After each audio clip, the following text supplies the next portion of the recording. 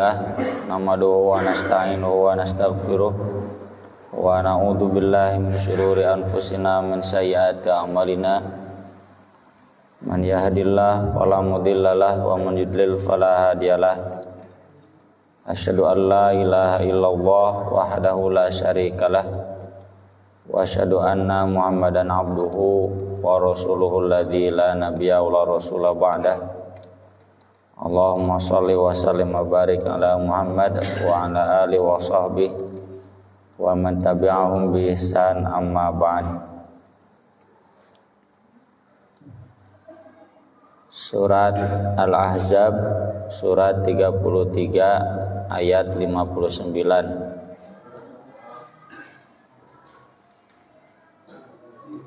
A'udzu billahi minasy syaithanir rajim. A'udzu billahi minasy syaithanir rajim. Ya ayyuhan nabiyyu qul li azwajika wa banatika wa nisa'il mu'minina yudnin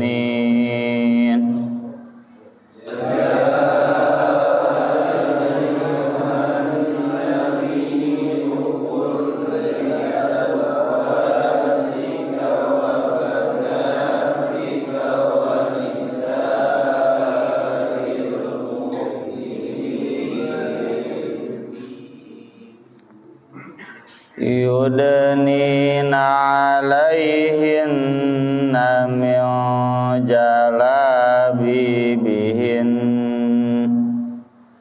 yudnina alaihinna min jalabibihin dzalika adna fala yu'dzain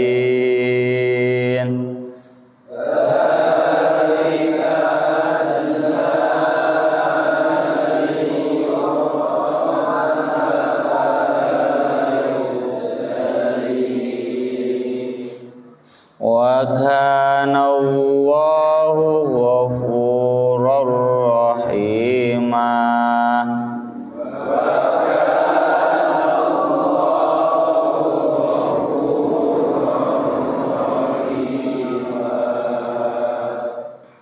La illam yantahil munafiquna walladzina fi qulubihim maradu wal murjifun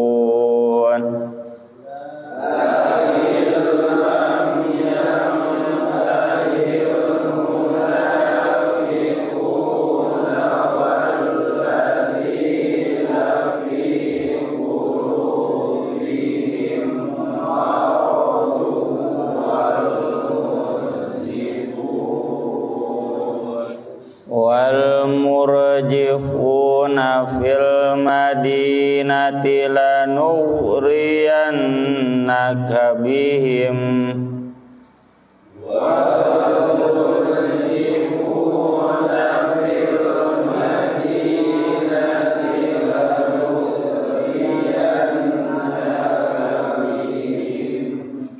thumma la yujawirunaka fiha illa qalila.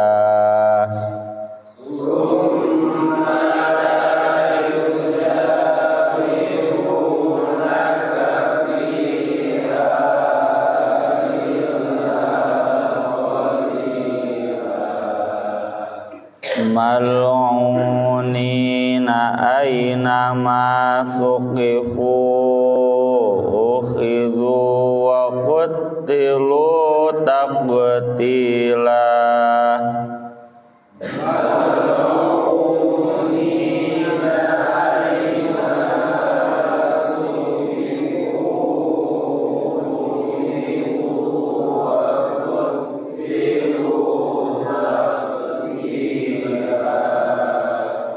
sunnatallahi fil ladzina khalau min qabl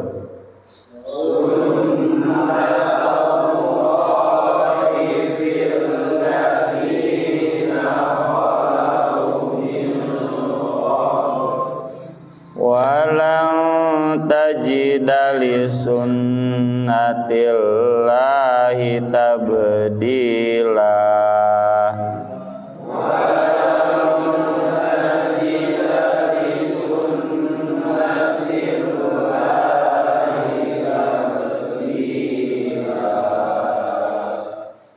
Wihandi di ayat 58 hiji 2 3 ya ayyuhan nabiyyu qul li azwajika wa banatika wa nisa'il mu'minina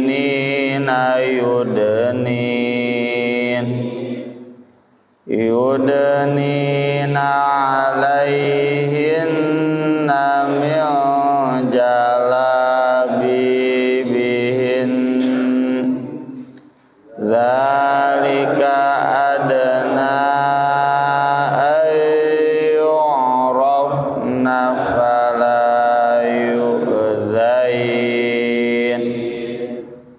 wa kana Allahu ghafurur rahimah la illam yantahil munafiquna walladzina fi qulubihim maradu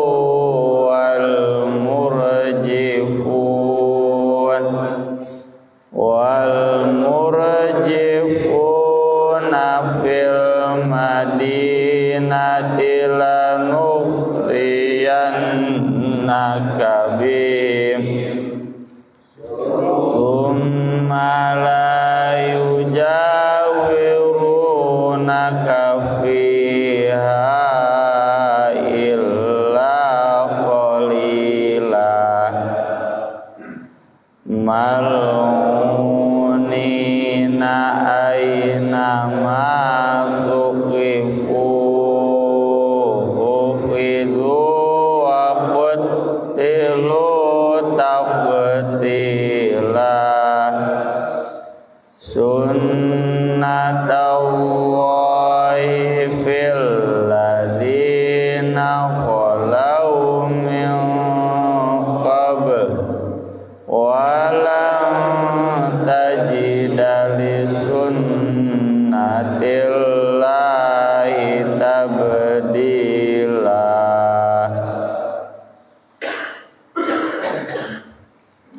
Ya ayuhan nabi, wahai nabi, qul ajarkan li azwajika kepada istri-istri ada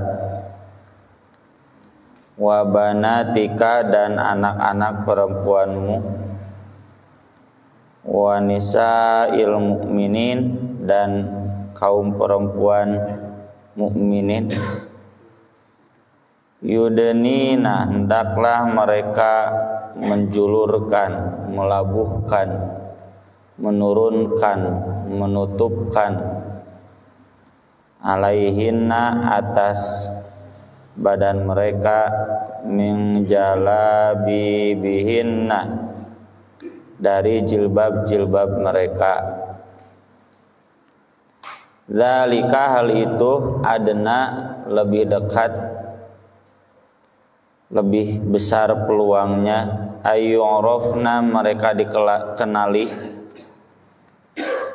fala yu'dain sehingga mereka tidak diganggu, tidak disakiti.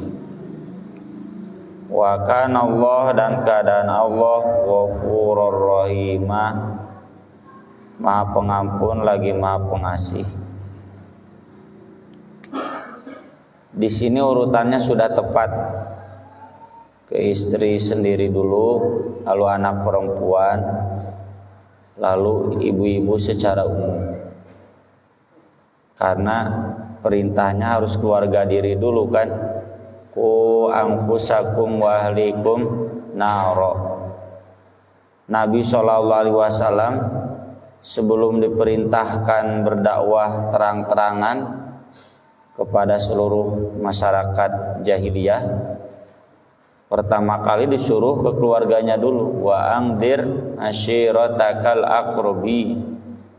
Keluarganya keluarga besar lagi, akrobin, bukan hanya yang sebapak seibu, tapi juga satu kakek. Dan Abdul Muthalib kan anaknya banyak, semuanya itu dihubungi. Nah, baru kemudian ke khalayak umum. Ini jadi kode etik Pak ya. Bapak-bapak geus ngaji, ibuna can ngaji, ta eta teh can bener teh. Anak perempuannya belum dijilbab. Ini berarti belum masuk standar adab muslim. Jadi bapak-bapak masih punya PR. Kalau istrinya belum dijilbab, anak perempuannya belum dijilbab. Dan pengalaman mereka yang sudah-sudah, mereka ya, kalau saya nggak mengalami, alhamdulillah. Memang butuh proses lama, tidak bisa sekaligus membalikan telapak tangan. Tapi ini harus begini. Jadi meskipun ini perintahnya ke Nabi, tapi kan untuk diajarkan. Termasuk bagi kita, kita pun harus mengajarkan jilbab ke semuanya. Dimulai dari istri dulu, kemudian ke anak-anak perempuan kita. Jangan pernah merasa bangga, merasa reus, merasa nyaman anak-anak perempuan tidak dijilbab, kerja di perusahaan besar, bisa membiayai hidup bapak dan ibu. Kenapa? Karena ya hakikatnya ada satu dasar ajaran agama yang tidak terpenuhi. Dan itu menjadi cacat, ya, cacat akhlak kita, cacat akidah kita. Kalau kita merasa nyaman, merasa bangga, berarti tidak ada dorongan dari hati kita untuk amar ma'ruf nahi munkar. Harusnya bapak punya daya tawar tinggi. Neng jangan ngasih apapun ke bapak selama neng belum dijilbab. Mun bapak sakit, bapak mah mun maut pokokna mah marido, mun neng can dijilbab, harus begitu. Jangan kemudian kita merasa senang-senang saja, yang penting si neng atau istri bapak sudah bisa menanggung nafkah bapak. Ini prinsip ya. Jilbab itu maknanya ar-rida fauqal khimar. Arida itu baju kurung atau jubah. Mun bahasa nama abaya. Di luar kerudung, di luar pakaian inti. Ini berarti disebut jilbab teh kudu rangkep. Karena memang kalau perempuan tidak rangkap pasti transparan dan jadi aurat. Bapak mah transparan, jika dia transparan misalkan bodas transparan ada terjadi aurat. Ya, tapi kalau ibu-ibu jadi aurat, makanya harus pakai jilbab, baju rangkep. Ya seperti pakaian orang Arabnya. Kadang bika sebeleun, katingali nyolok mata buncelik. Sa hotel misalkan yang urang ka Masjidil Haram, bunyi segala dipahir hari deung kan, ya. Kalau lombrang, ari ka bandara dilalaan, biasa we ki balucun, jadi tiung gitu. Anak-anak gadisnya gitu, ketahuannya kamarnya dekat dengan kita, garana keluar lompatan, si kehe teh ditarariung. Tapi ai ka Masjidil Haram maka Masjid Nabawi, ya. Segala dipakai teh, nu hararideung teh gitu, abaya teh. Nah begitu juga enggak ya. Ini tentu konteksnya dalam sepanjang aktivitasnya, bukan karena Masjidil Haramnya saja, bukan karena Masjid Nabawinya saja. Memang di kita salahnya public figure, ya, nyapunten lah tokoh-tokoh perempuan yang di atas nanti dijarah jilbab, daiker umroh mah dijilbabuni, ya. Pulang dari umroh, pulang dari haji juga masih dijilbab. Ya. Ditanya ke wartawan, Mbak sekarang dijilbab, ya kan baru pulang haji. Kayaknya gesili lama dilandai gitu. Dan seakan-akan itu sah-sah saja, normal saja, padahal tuntutan jilbab ini sepanjang waktu. Meskipun tidak ada rangkap kayak abaya, kayak jas, ya, baju kurung di luar, intinya perempuan itu harus pakai pakaian yang longgar, yang tidak kelihatan lekukan tubuh. Etama dek bajuna model naon, yang jelas pokoknya jilbab itu yang menutupi tubuh sehingga tidak terlihat lekukan dan transparannya, ya, tengah langkang gitu, ya, tidak terlihat bagian dalamnya. Ada juga menyebut jilbab itu milhafa. Milhafa itu pakaian yang dilipat-lipat di luar, ya, mirip-mirip kain ihram lah, ya, kalau dari baju tak gitu kan. Arida itu kan kalau di laki-laki sorban teh sehingga pakaian ihram bagian atas pun bunyi teh kehandap. Nah, itu arida. Orang Arab mau laki-laki mau perempuan karar itu, ya, ada baju luaran sehingga pangeran Saudi kan ayeuna masuk make nate baju koneng emas. Kalau dulu selalu hitam, simbolnya. Kalau sekarang semenjak si MBS itu pakaian abahnya selalu warnanya koneng emas. Sigana geus diganti seragam kenegaraannya, kerajaannya. Ngan lamun sorbana pasti merah putih, ya, kuluna hejo, ada benderana hejo. Sorbana merah putih. Ya merah putih, ya orang Saudi asli. Itu udah jadi identitas kerajaan, kenegaraan. Ada juga yang menjelaskan jilbab ini menutupi seluruhnya dan menyisakan satu lubang buat mata di sebelah kiri lagi. Jadi bapak-bapak lamun ngabandungan berita tentang Taliban, ya, atau Taliban di orang di Afghanistan, perempuannya kan karar itu anu teh di jilbab teh kan diudag-udag ku Taliban teh di kurungan bisa sakit. Itu bukan primitif, memang ada, ya, ada kaulnya dari salaf, memang tidak dari Nabi. Kemudian juga apakah jilbab ini termasuk cadar? Bagi yang menjelaskan seperti ini berarti termasuk, karena semuanya kecuali mata. Mau dua, mau satu, pokoknya mengenyesakan panonnya yang perlu buat melihat. Ya. Bapak-bapak teu kudu sinis anu dicadar daharna kumaha nya kitu atuh dicapek. Yang di pikiran sagala. Tapi pernah tuh ada Ustadz almarhum di Pajagalan kawandangan rip-rip ka dieu. Naon sih? Urang Bandungan tuh cenah dicadar daharna kumaha. Nya kitu we.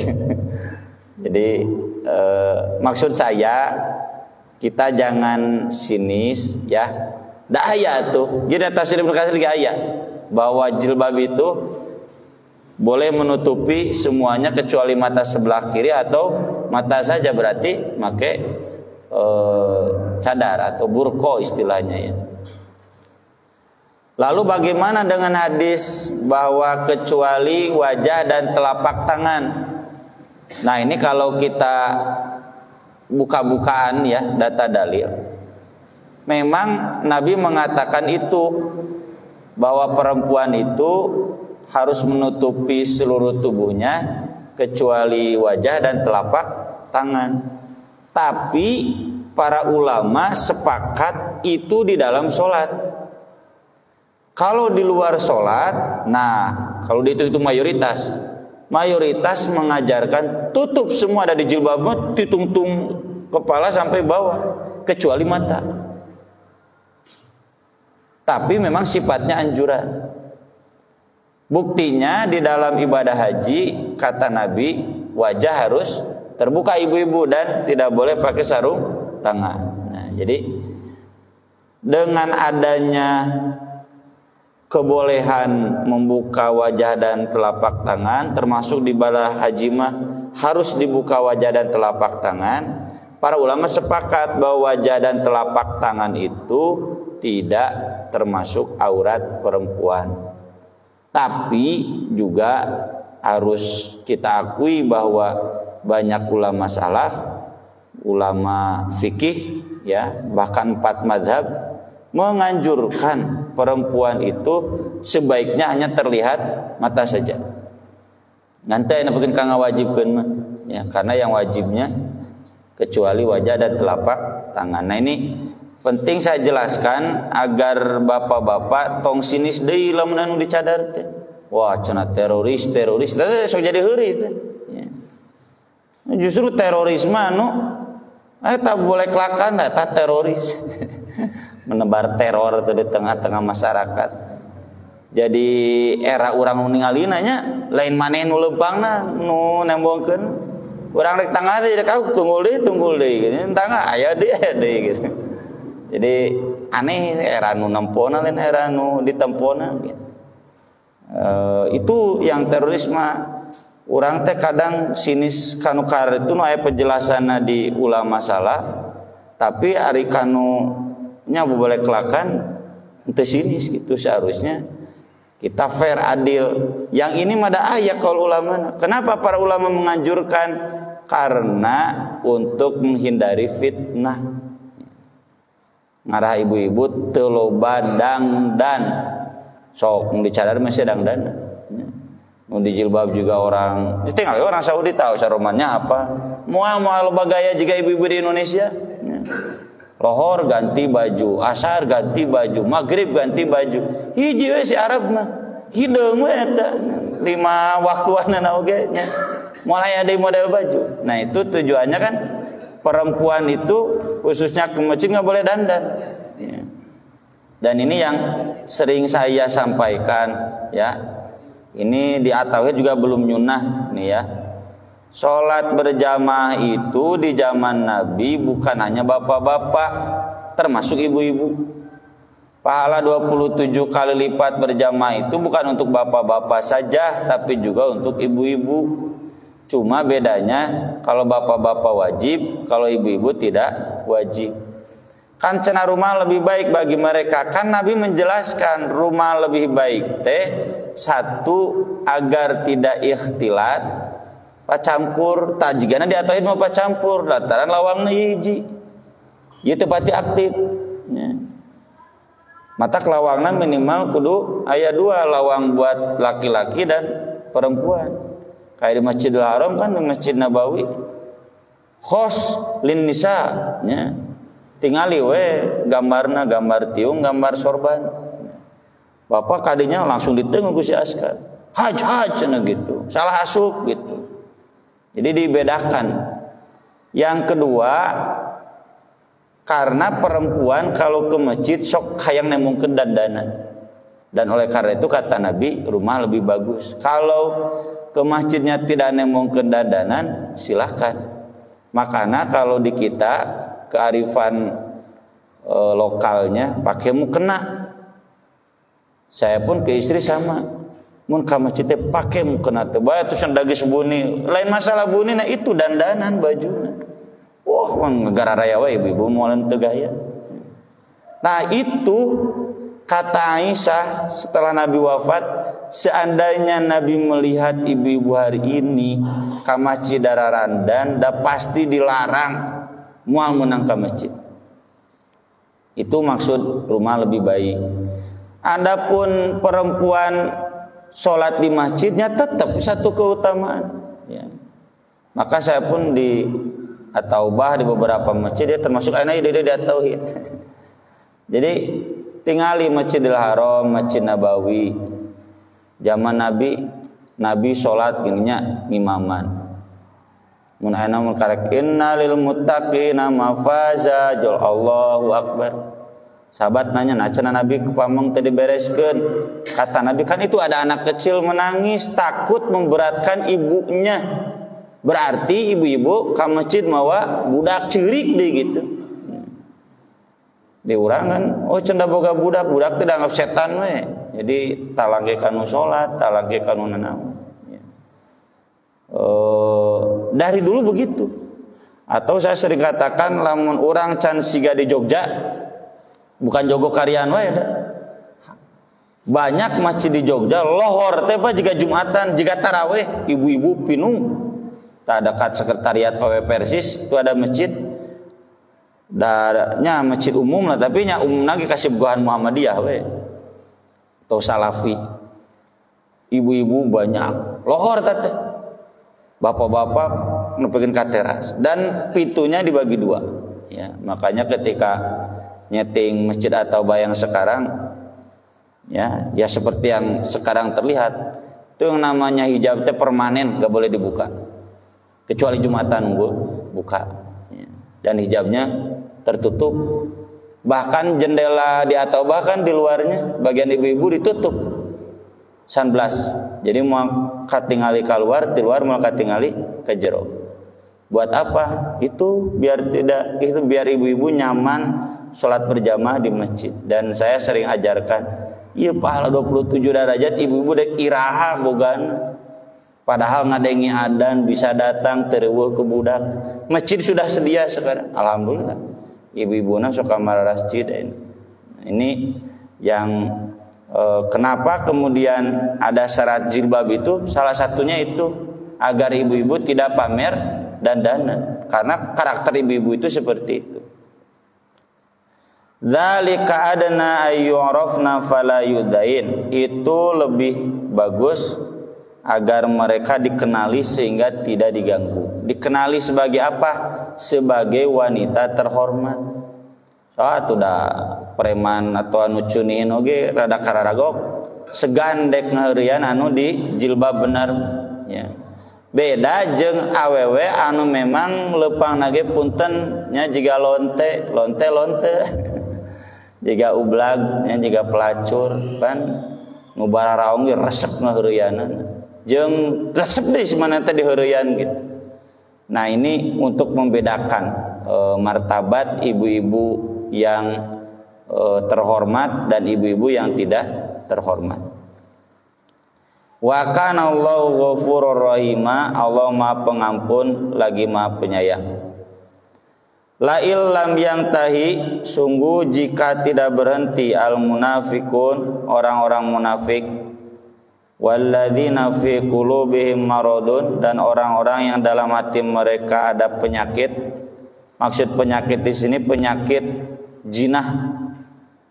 Jadi hayang heureuy we jeung awewe, hayang noel we cunihin gitu. Ini kan konteksnya mengganggu ibu-ibu. Orang munafik, orang yang hatinya sakit, non LGBT bencong. Wal murjifuna fil Madinah, dan orang-orang yang selalu bikin gelisah di Madinah. Siapa? Arti asal rojufa itu kan goncangan. Orang-orang yang sering mengatakan ja'al a'da wa ja'atil hurub, oh supaya musuh, ada peperangan sebelasan hanya untuk menakut-nakuti, padahal hoax. Gimana nama penebar provokator ya teh, penebar hoax ya. Di zaman Nabi juga ada orang-orang yang begini. Kata Allah, kalau mereka tidak berhenti dari perbuatan-perbuatan mengganggunya, lanughriyannaka, kami akan menjadikan kamu bisa menyerang bihim kepada mereka. Ini kan konteksnya di Madinah, di masa akhir lagi ya, bukan masa akhir, pertengahan. Perang Al-Ahzab itu kan pertengahan tahun 5 Hijriah. Ya, Nabi sudah punya kekuatan. Nah, terhadap para pengacau itu tong diantep kudu main gaya FPI dong. Datangan hukum. Tsumma la yujawirunaka, kemudian mereka tidak boleh bertetangga dengan kamu. Usir fiha di Madinah illa qalila, melainkan sebentar saja. Melainkan penjarakeun gitu. Ya, semua laki-laki yang berani mengganggu itu hukumannya harus dengan hukuman yang keras, nggak boleh cukup peringatan, langsung datangan, kontrol, mun perlu usir. Ya. Perempuan kita harus nyaman dari gangguan laki-laki yang membuat onar. Ini menggambarkan bahwa di zaman Nabi pun penjahat mah aya bahkan loba. Dan mereka antara ini orang munafik, orang yang hatinya sakit, atau yang senang menebar kegelisahan, teror. Mal'unin, mereka akan senantiasa terlaknat. Aina ma tuqifu, di mana saja mereka ditemukan. Ukhidu, mereka akan disiksa, akan dihukum. Wa qutilu taqtila, dan akan diperangi dengan sebenar-benarnya. Nah, ini jadi termasuknya ke LGBT. Orang LGBT itu pasti keras, wani mayahan teh, wani ngaracun teh, ya, mutilasi, itu rata-rata LGBT. Karena mentalnya sudah rusak, sudah nggak ada lagi sisi manusiawinya juga hewan. Orang-orang begini itu nggak boleh disikapi dengan lembut, harus dengan tegas, pisahkan. Kalau mereka bisa disembuhkan, tentu disembuhkan. Kalau tidak bisa, enggak, saya kerem, mun baheula lama dipasung, nya mun aya nama penjara we. Penjara tong diijikeun deui beuki jadi LGBT. Jadi harus dilaknat manusia-manusia seperti itu. Sunnatullah fil ladzina khalau min qabl, itu adalah sunnah Allah, ketetapan Allah pada orang-orang yang telah berlalu dari sebelumnya.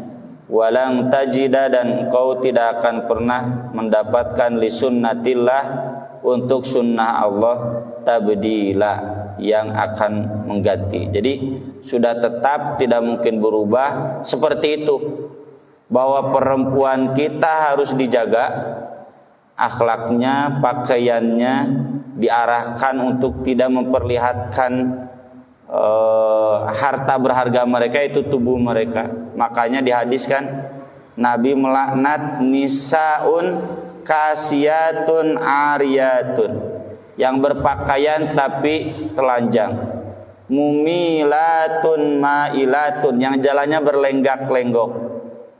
Da cenah ibu-ibu mah kitu leumpangna, nya tong dikitu-kitu we. Nu ngahajakeun berlenggak-lenggok, kaanna ru'usuhunna kaanna hunna asnimatul bukhti, sirahna teh jiga punuk onta gikian. Itu dilaknat. Tapi juga kita mengamankan agar para penjahat tidak mengganggu istri-istri kita, anak-anak perempuan kita, dan caranya itu harus dengan tegas, harus dengan keras. Tah aya nama penjahat paling utama buat perempuan itu ya ini kaum LGBT, para preman dan sebagainya. Tai tanggung jawab urang, ya, DKM, RW di level yang lebih kecil, bagaimana kita menjamin agar anak-anak perempuan kita aman. Nu paling hariwang yang menaun pedofil, ya. Kadang teu apal main culik begitu. Dan kita juga tahu di media-media budak leutik wage anu di paehan teh dan sebagainya. Keur kanu karieu mah hukumannya harus tegas. Mun teu kitu terus sejarah di penyakit penjahat. Aku lo qouli hada wa astaghfirullah li wa lakum, subhanakallahumma bihamdik, asyhadu an la ilaha illa anta, astaghfiruka wa atubu ilaik. Wassalatu wassalamu ala Rasulillah. Wassalamualaikum warahmatullahi wabarakatuh.